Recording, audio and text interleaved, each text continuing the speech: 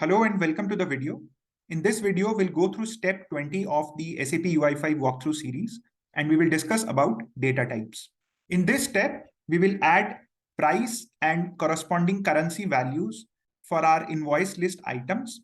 For example, our invoice for pineapples has a price of 87.2 without a currency. In this step, we are going to use SAP UI5 data type to format the price properly with a locale dependent decimal separator and 2 digits after the separator. As a preview, you can see here that the price corresponding to our pineapple item will be displayed as 87.20 and along with the corresponding currency value. In our invoices.json file, we can see that the price for our pineapple item is 87.2. However, it is being displayed here as 87.20 in our application screen.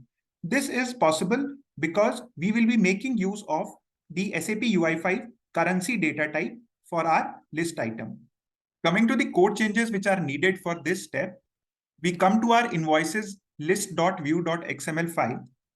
Now to add the price and the corresponding currency value, we make use of the number and number unit attribute of our object list item control. These are the new attributes which we will add in this step. We will also apply the currency data type, which is sap.ui.model.type.currency for our price value, which is displayed by the number attribute. And this data type will take care of formatting our price according to our currency code. Here you can see that for the number attribute, we are making use of a special binding syntax where we are binding two different properties from two different JSON models to the number attribute of our object list item control. The properties which are bound from different models are called parts. In our case, the property which we are binding to is the number property of our control, and the two parts are retrieved from the invoice model and a new view JSON model from where we are fetching the extended price and the currency values.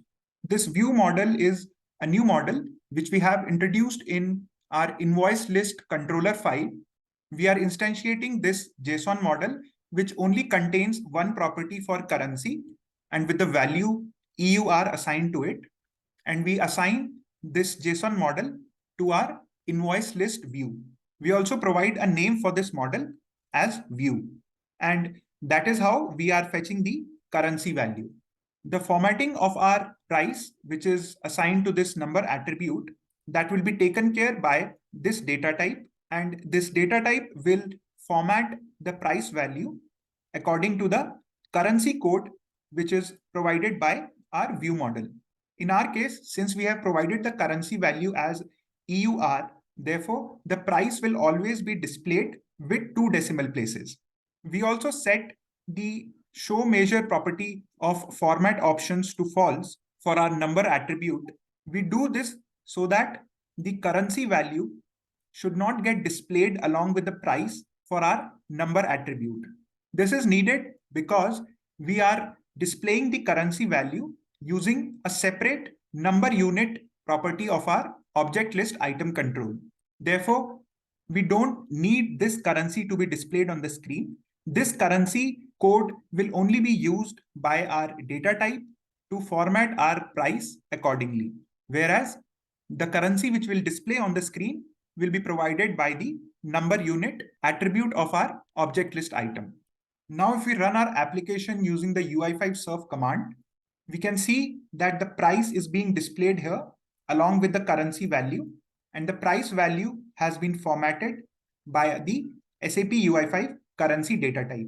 You can observe the formatting of the price. As you can see that for the pineapple product, the extended price value is 87.2. However, because of formatting, the price value being displayed here is 87.20 with 2 decimal places.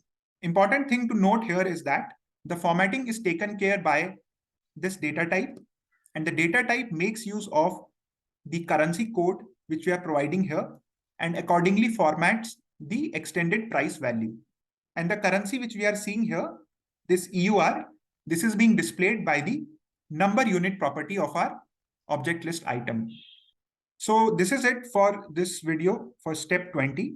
Do let me know if you like this video in the comment section or if you have any questions. In the next video, we'll go through step 21 and understand about expression binding. Till then, thank you for watching the video and have a nice day.